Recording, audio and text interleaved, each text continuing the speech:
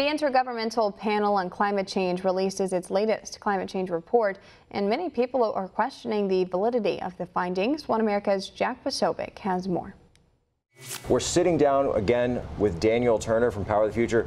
Let's talk about the UN's brand new alarmist climate change report from the IPCC. Yes, we have 12 years left to save the planet before it's irreversible damage due by climate change. Now, this is 12 years after the last 12 years. After the last 12 years. Right. Yeah. Okay. And in about 5 years, they'll give us another 12 years. These are the made-up deadlines because of its made-up science. What is the report saying?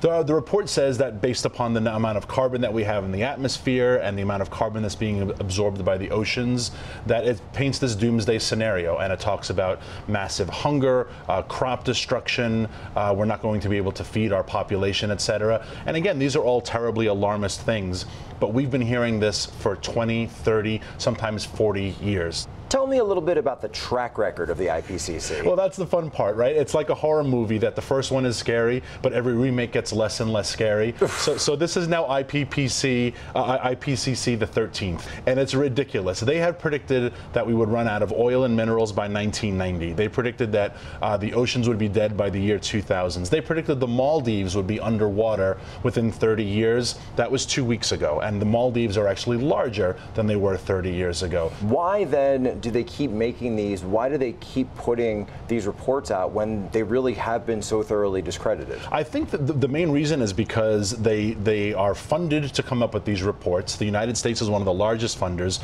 of the United Nations, and this is their job as United Nations analysts or scientists. So it's a self-perpetuating prophecy, self-fulfilling prophecy. But at the same time, it's part of their collectivist worldview. They do not like the energy industry. They do not like the fact that America is becoming energy dominant. And it seems kind of interesting that whenever these reports come out and all of these solutions that they put in place, none of them ever seem to apply to all of these countries that are against America when it comes to energy concerns. Exactly. Some of the world's largest polluters were exempt from the protocols of the Paris Climate Accord.